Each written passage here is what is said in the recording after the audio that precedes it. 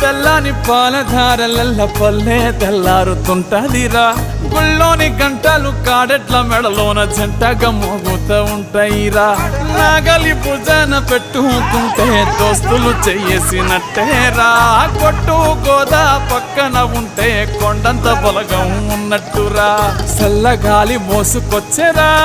సేను శిలకల ముచ్చట్లు దారి పొడుగు చెట్ల కొమ్మలా